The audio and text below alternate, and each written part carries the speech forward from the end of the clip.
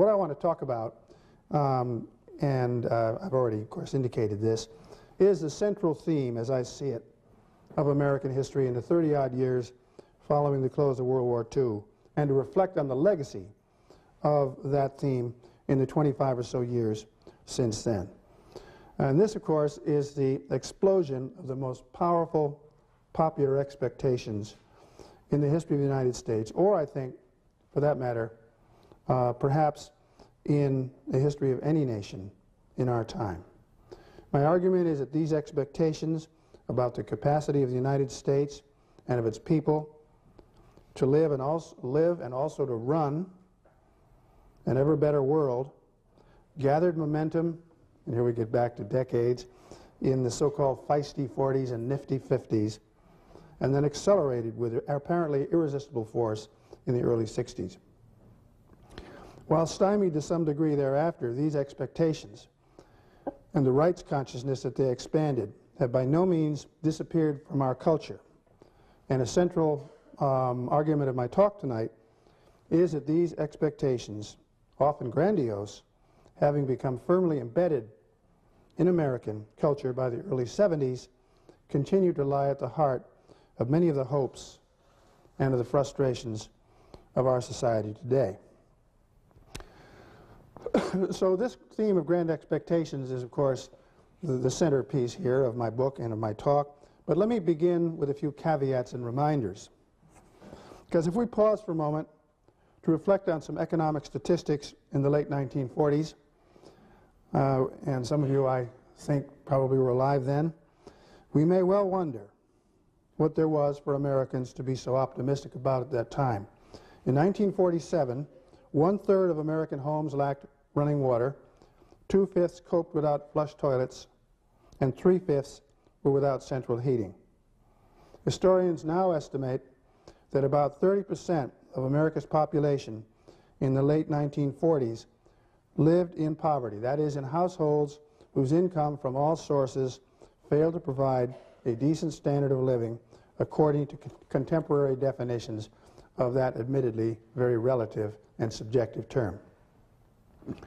Now, even Americans who were economically better off in the early post-war years lacked a wide range of comforts and opportunities that were later taken for granted as early as 1970.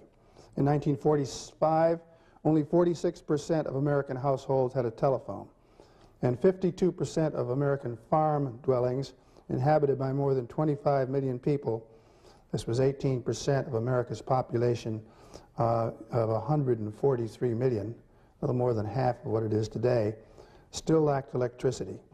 In 1946, only 12.5% of Americans aged 18 through 24 attended anything called an institution of higher education. Some of these statistics, by the way, surprised me a little bit when I really dug into them. But even so, Americans began to have very high expectations at the time. And they were, I think, clearest in our international role.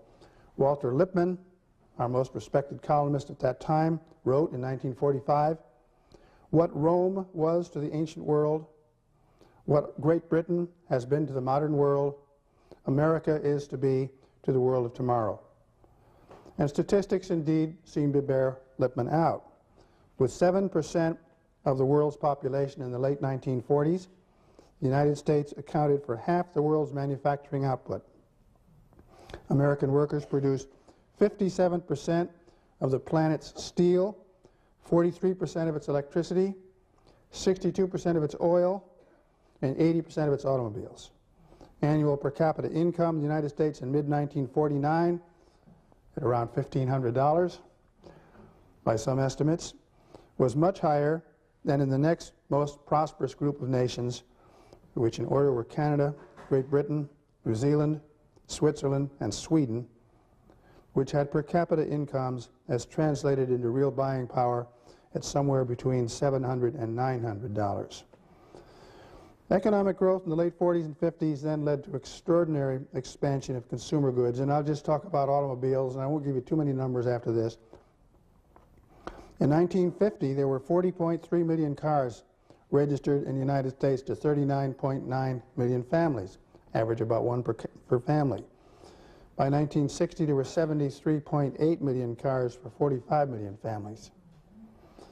Now, here I'm often reminded of the quip by Will Rogers, the humorist in the 1930s, who at that time made a joke when America's car ownership was already staggeringly high, that America was the first nation in the world to go to the poorhouse in an automobile. Well, you can imagine what he would have thought had he been alive in 1960. One of my favorite books, and maybe some of you know it, is by a man named Thomas Hine, H-I-N-E, not the photographer Lewis, but Thomas, who wrote a book called Populux, P-O-P-U-L-U-X-E, which is a beautifully illustrated book about the 40s, 50s, and early 60s. He's really interested in design of everything from airline terminals to garden furniture to toasters to living rooms. It's a fascinating book, and he tries to draw inferences from what a particular fashionable design may have. And he sees that increasingly by the 50s, you see what he calls a buoyantly Baroque bender of design, much of it expressing a futuristic, streamlining, onward and upward feeling associated with jet propulsion. In other words, he takes this theme of automobile fins, which you're familiar with, and uses the phenomenon of jet propulsion, which is coming into its own in the late 50s. Eisenhower had his Air Force One in 1959, the first president to have it, and so forth, to use a metaphor for the extraordinary onward and upward feeling of American history, American life in the 50s. The historian Fred Siegel later characterized America of 1960s by saying, quote, "A good deal of what had once seemed science fiction had become everyday life." Now, as these quotes suggest, Americans at the time developed virtually unlimited hopes for progress in science, medicine, technology. After all, during the war, penicillin had been developed, radar, 1955, this supposed conquest of polio. In 1953, Cornelius Rhodes, who was the head of the recently established Sloan Kettering Cancer Institute here in New York. This, in turn, by the way, was a sign of the times, a post-war creation with the notion that you can have a disease-specific center which can conquer a disease. Rhodes said in 1953, inevitably as I see it, we can look forward to something like a penicillin for cancer. And I hope within the next decade, it is no longer a question if cancer will be controlled, but when and how soon. Now, this optimism among scientists, and I suppose you could chalk some of this off to PR, was universal and contagious. In 1962, Sir F. MacFarlane Burnet, Australia's Nobel Prize-winning virologist, predicted in a textbook which went through many editions that the late 20th century would be witness to, quote, the virtual elimination of infectious disease as a significant factor in social life. To write about infectious diseases, he added, quote, is almost to write of something that has passed into history. Now, in such a climate, which became especially upbeat following the end of the Korean War in 1953 and of McCarthyism in '54, again, I try in my book, as I'm trying here, to avoid simple characterizations of the 50s. The middle 50s and the early 50s and the late 50s had their own special characters if one wants to make large generalizations. But after the end of the Korean War and of McCarthyism, America seemed to go through a period of especially happy economic progress, lasting at least until Sputnik in late 1957 and a recession in 1958-59.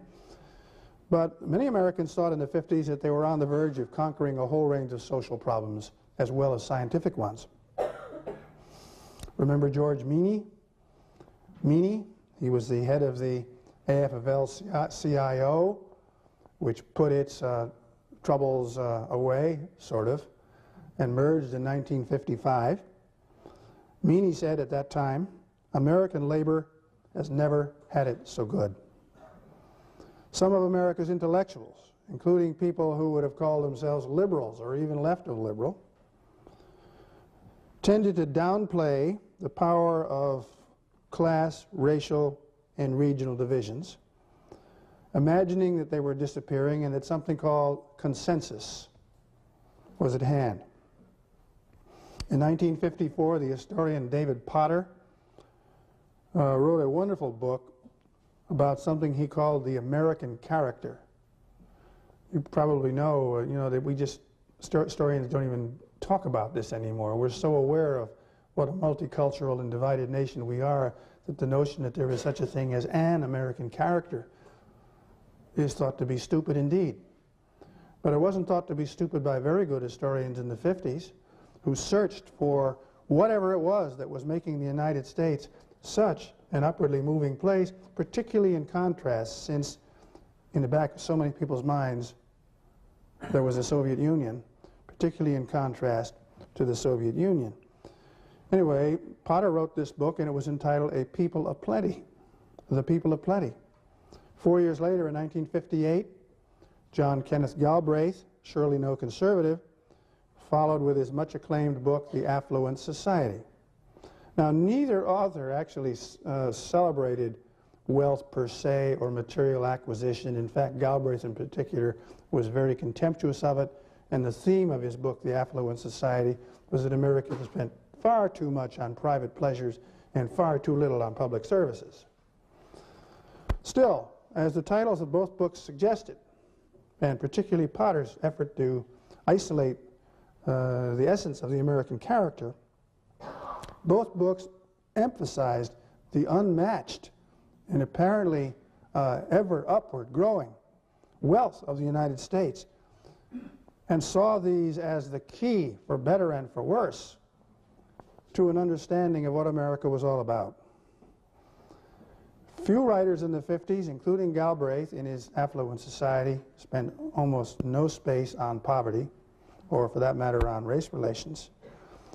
A few people in the 1950s thought that poverty was going to be a long-range problem. You can look at magazines and newspapers, just take a look at the Guide to Periodical Literature or the New York Times Index or any one of the basic sources that historians use to get started, and you find very few references.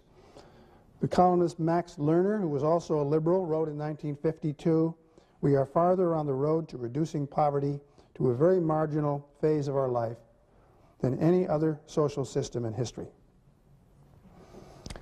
Grand expectations also gripped many contemporary students of race relations.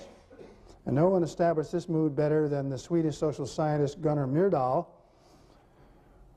and his American co-researchers who produced their massive study of American race relations and American dilemma in 1944. Not since Reconstruction, Myrdal emphasized, and this was in italics, has there been more reason to anticipate fundamental changes in American race relations, changes which will involve a development toward American ideals. Virtually all reviewers of this magisterial work, and it was indeed, it's still worth reading, including black intellectuals whom we often think of as being angry or radical or whatever, people like W.E.B. Du Bois, for instance, or the novelist Richard Wright, gave this optimistic notion of race relations in 1944 a glowing review, and the expectations were also high in the late 40s and early 50s.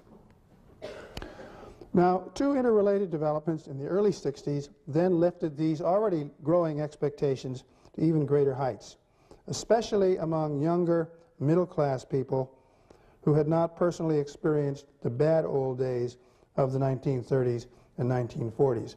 And here, I do wish to, issue this kind of qualifier. One can talk about grand expectations as something which somehow takes over the culture, perhaps rather like David Potter spoke about a consensus, but of course it wasn't like that at all.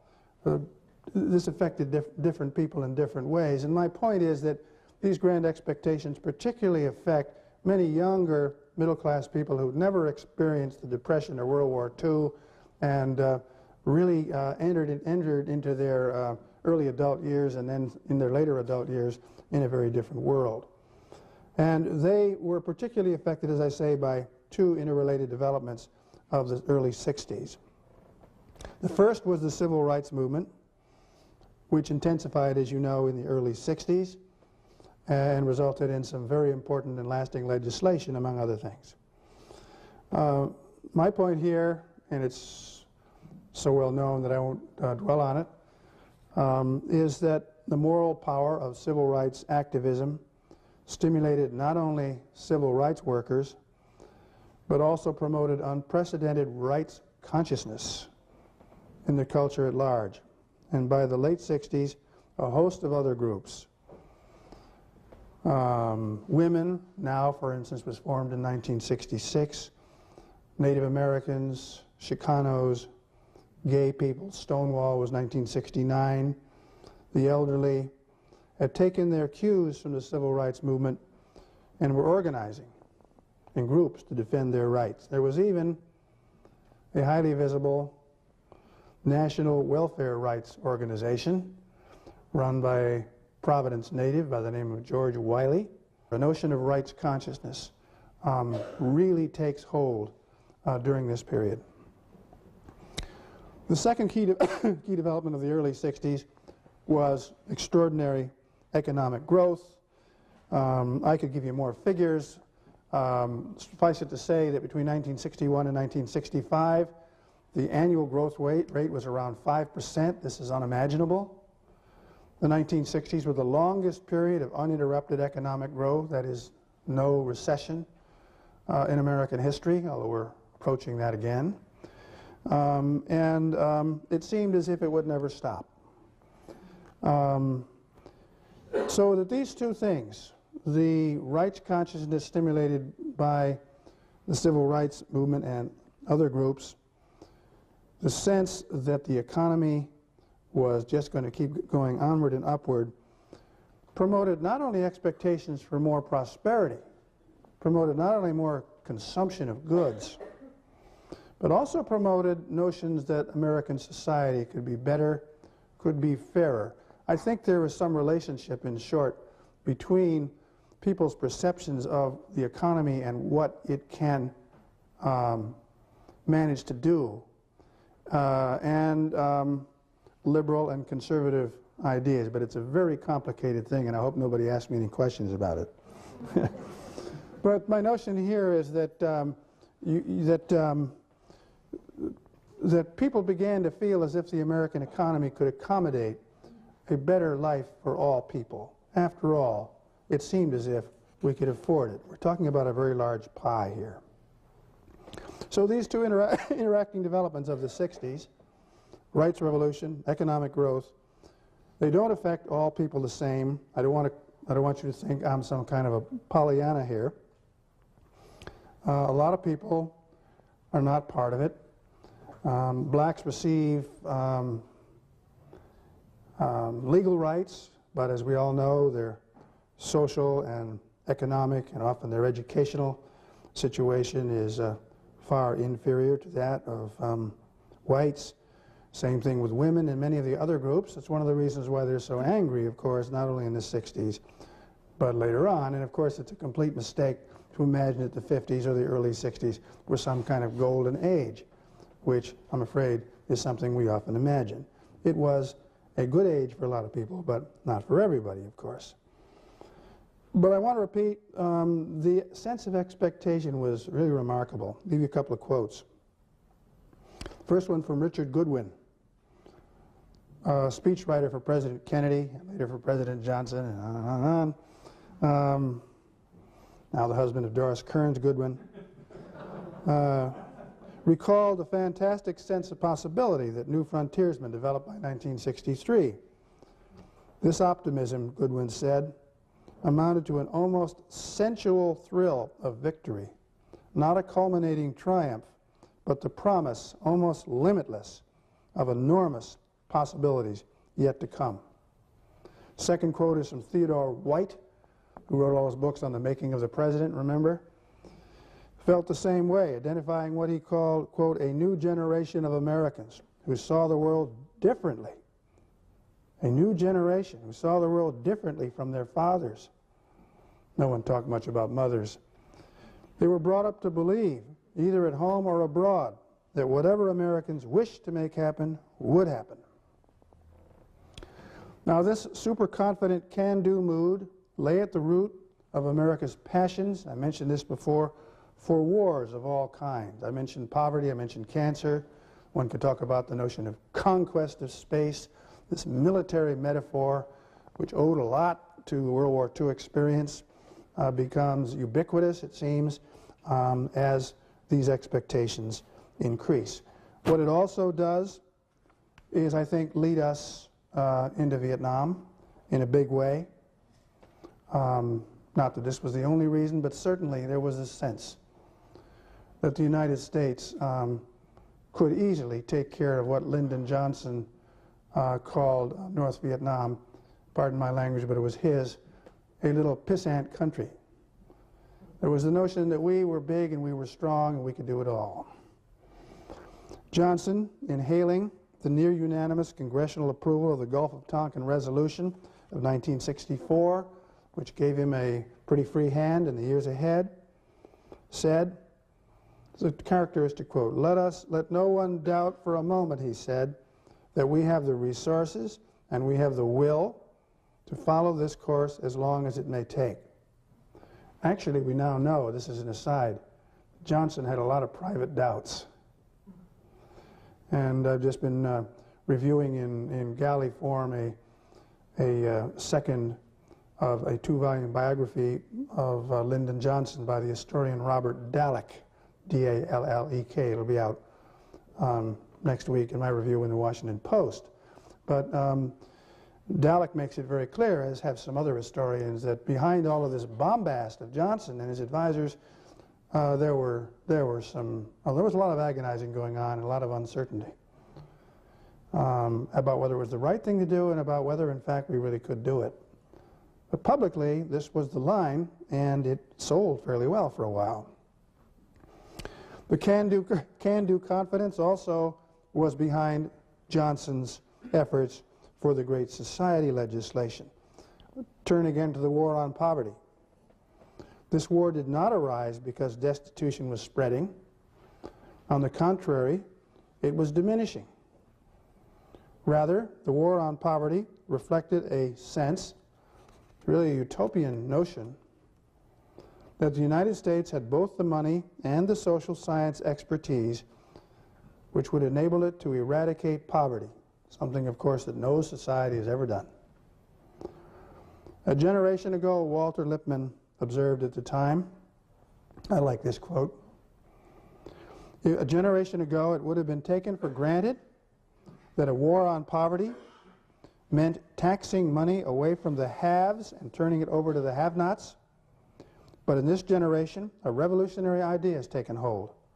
The size of the pie can be increased by invention, organization, capital investment, and fiscal policy, and then a whole society, not just one part of it, will grow richer.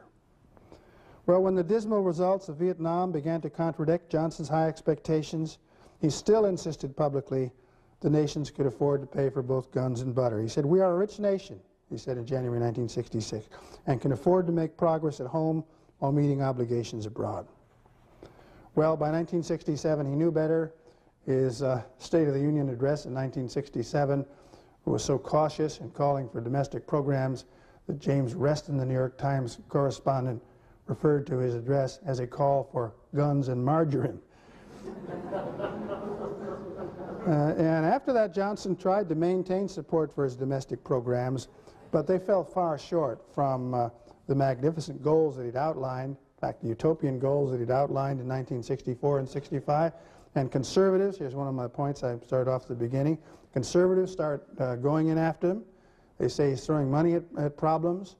New journals such as The Public Interest and older journals such as Commentary begin featuring articles by conservatives formerly on the left, or at least liberal, who are now very critical of what Johnson has done and all the mistakes that he'd made and so forth and so on. And ever since then, as early as 1966, by the way, when the Republicans made considerable gains in the congressional elections, this was the year Reagan was elected to the governorship of California. As early as 1966, we can find polls revealing growing disenchantment with what government could do, and a great deal of skepticism about liberal governmental programs and about the politicians and the other experts who make large claims for their knowledge in social engineering. And I think this is a very lasting legacy of the 60s. What I want to do in the time I have left is just give you some quotations and some examples of how this all wound down after 1966-67. Some of this, if not all of it, will be familiar to you, but the examples may amuse you or catch your interest. And I want to, what happens, of course, is three things come together to raise doubts about the grand expectations. First, America's humiliating losses and then defeat in Vietnam. I mean, we'd never lost a war, right? Second, revelations of outrageous abuse of government power, Watergate, and Johnson's credibility gap. And third, the apparent disintegration of the economy after 1973, the year of the first oil embargo. This is why I closed my book in 1974. It seems to me these three things come together in such a way as to bring not an end, but a significant shift in what had been building up for all this time. So it's a study of rise and some decline, or depending how you look at it. All of these things shook the super can-do confidence of Americans and led them to lash out. Backlash is a widely used phrase, against experts. David Halberstam's book, The Best and the Brightest, a bitterly ironic book with a bitterly ironic title about the so-called best and brightest of the Kennedy and Johnson years. Liberals who had dragged this country into Vietnam was this early 70s book. This was a sign of that kind of feeling. Let's give you some chronological manifestations of this backlash. The first is kind of funny, I guess. I think it's funny. Involved the formation of a group called the Berkshire Citizens United. This was a conservative group appalled by students who had led a so-called filthy speech movement, remember that, in Berkeley in 1965. And this is how the Berkeley Citizens United described what the curriculum at Berkeley threatened to become in 1966. The entering class, the group said, would sign up for Riot 101, Russian Language 101, and Dirty Books 101. Sophomores would be required to devote 2 minutes per week to personal hygiene. And you remember one of George Wallace's great lines was to tell people what they really needed was soap. Student protesters, two minutes per week to personal hygiene, and 11 hours to draft dodging, troop train delaying, and composition, 4-letter words. Those who made it to the junior league, the junior year, this group said, could take police car sit-in 331, car burning lab, and public speaking, parenthesis, yelling and shouting. That's the first example. Once you get, I think, people ridiculing the other side, you've gone over you're moving in a certain direction. People are so sure of themselves that they can just ridicule. Here's George Wallace of Alabama, example number 2, running for the presidency in 1968. Liberals, intellectuals, and long hairs, he said, have run this country for too long. These are overeducated ivory tower folks with pointed heads. Ever notice how intellectuals always have pointed heads? Looking down their noses at us. They're intellectual morons who don't know how to park their bicycles straight. Who else would ride a bicycle but a professor, you know? Wallace concluded, when I get to Washington, I'll throw all these phonies in their briefcases into the Potomac. I mean, no self-respecting person like Wallace would even bother with a briefcase, right? Wallace, by the way, also described welfare as a system which encouraged breeding children as a cash crop.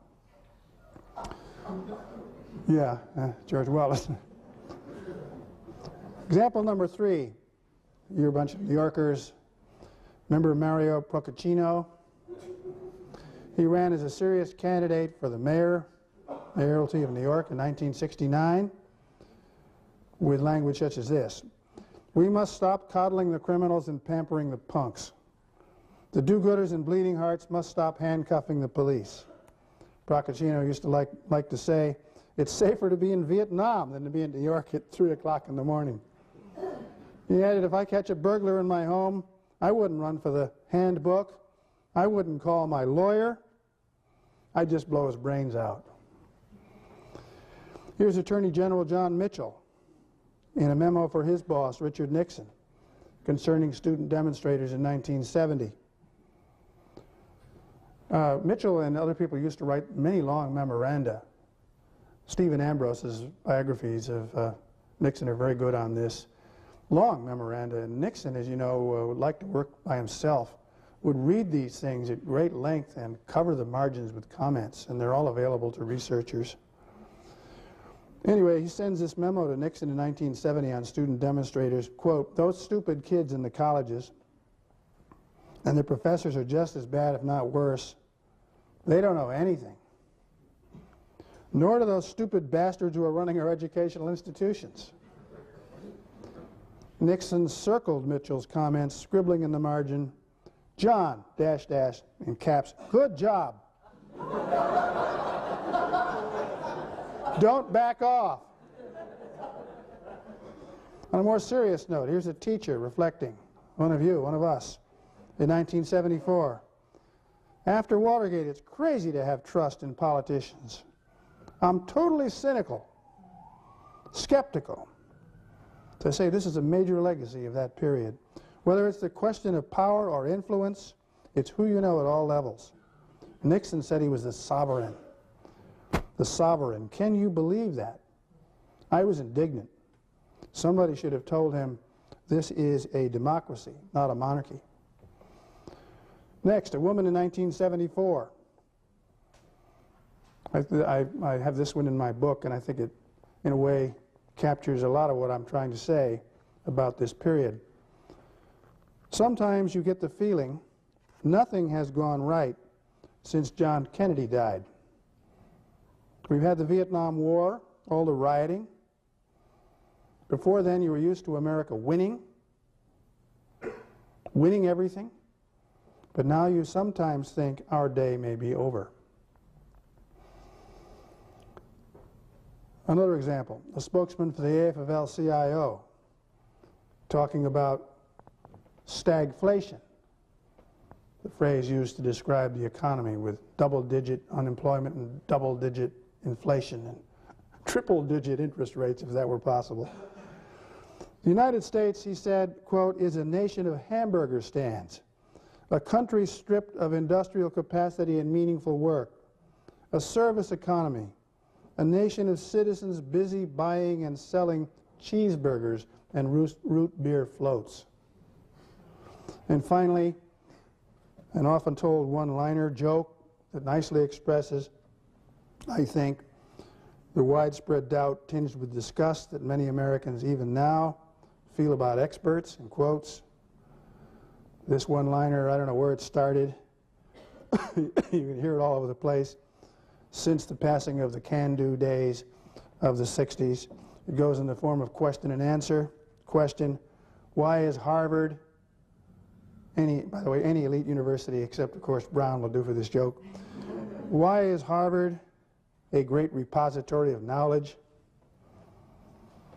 Answer: because its students enter with so much and leave with so little.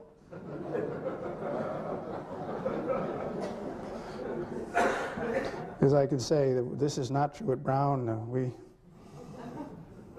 work them hard there. At any rate, now, having given you these quotations, we've got to pause because I don't want to make too much of them. this is a standard trick of historians, of course, and as speakers. They lead you down a certain path and they yank you back off it. Wallace didn't win the election of 1968, of course. Procaccino finished second in a three-man race, the winner of which was John Lindsay, the liberal. The AFL CIO's blast about hamburger stands and root beer floats, you know, it was hyperbole. The economy has come back. And as for experts and professors at Harvard, well, I don't know. But it's also very clear that top American universities continue to attract people from all over the world and from the United States. Americans, of course, will pay outlandish sums to go there. So either they're stupid or the universities are doing something right. In fact, the American system of higher education is, in many respects, of course, the best in the world by far. Now, it's also true that the backlash of this sort has a long history, particularly this populistic anti-elitism I've been describing. And we've had a lot of doomsayers, since then and particularly as the media has become more critical, who contrast the supposedly wonderful years of the 1940s, 50s, and 60s with the allegedly awful decades that have followed. To repeat, I think this tends to romanticize the period I'm talking about. You just think in the 50s, for instance, or the early 60s, you've got not only Jim Crow in the South, which lasts long after Brown versus Board. You not only have McCarthyism, you have a missile crisis. These weren't, you know, salad days when everything was hunky-dory. I think what these romanticists do is they tend to ignore some significant continuities that link the 40s, 50s, 60s with our own times. And this is my last paragraph, because I think mentions of continuities brings me full circle to a conclusion. Because among such continuities, I think it is the persistence today, although often in a more muted form, of many of the grand expectations of the upbeat 50s and early 60s. It's true that we may not believe that government is the answer to the extent that some liberals did in the high point of the Great Society. But I think we still live in a culture that's by no means abandoned all of the dreams and expectations that became so deeply embedded during the 25 or 30 years following the end of World War II. Millions of immigrants certainly feel this way. And herein, I think, is the source of much of the discontent that public opinion polls have revealed about Americans' attitudes since 1965 or the late 60s. Having come to expect so much, Americans couldn't throw this away. They cannot easily turn back, and we find it today extremely difficult to accept the limits that the real world necessarily imposes on them. In fact, I am under contract to do a follow-up book for this one, and I've toyed around with titles. This would be a book on the last 25 years of the 20th century? Yeah, 20th century. And one of my titles would be Limits. But that's kind of dull. It'll probably have some alliterative fancy title in it, words in it. But we find it difficult to accept the limits that the real world necessarily imposes on us. Many American people, I think, since the 70s certainly, are doing a little better economically and in other ways than they were in 1975 or 1965. And the Cold War is history. But people often seem to feel worse. And this is one of the ironic legacies of the era of grand expectations since 1965. Thank you.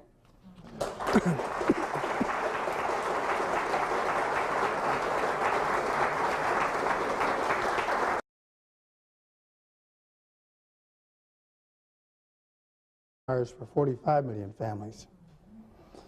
Here I'm often reminded of the quip by Will Rogers, the humorist in the 1930s, who at that time made a joke when America's car ownership was already staggeringly high, that America was the first nation in the world to go to the poorhouse in an automobile. Well, you can imagine what he would have thought had he been alive in 1960. One of my favorite books, and maybe some of you know it, is by a man named Thomas Hine, H-I-N-E, not the photographer Lewis, but Thomas, who wrote a book called Populux, P-O-P-U-L-U-X-E, which is a beautifully illustrated book about the 40s, 50s, and early 60s. He's really interested in design of everything from airline terminals to garden furniture to toasters to living rooms. It's a fascinating book, and he tries to draw inferences from what a particular fashionable design may have. And he sees that increasingly by the 50s, you see what he calls a buoyantly Baroque bender of design.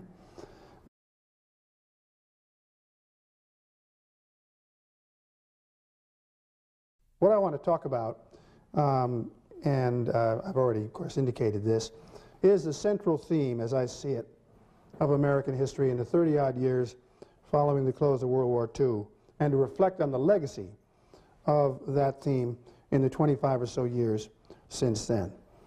And this, of course, is the explosion of the most powerful popular expectations in the history of the United States, or I think, for that matter, perhaps in the history of any nation in our time.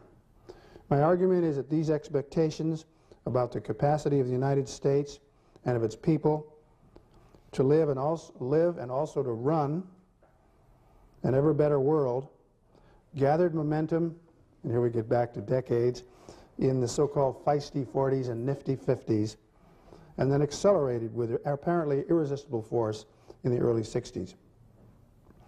While stymied to some degree thereafter, these expectations and the rights consciousness that they expanded have by no means disappeared from our culture.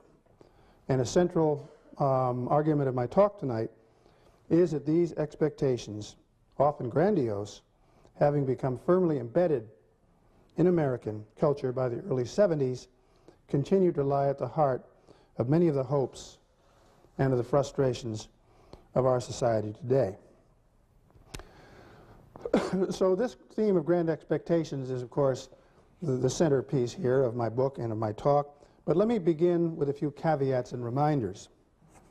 Because if we pause for a moment to reflect on some economic statistics in the late 1940s, and some of you, I think, probably were alive then, we may well wonder what there was for Americans to be so optimistic about at that time.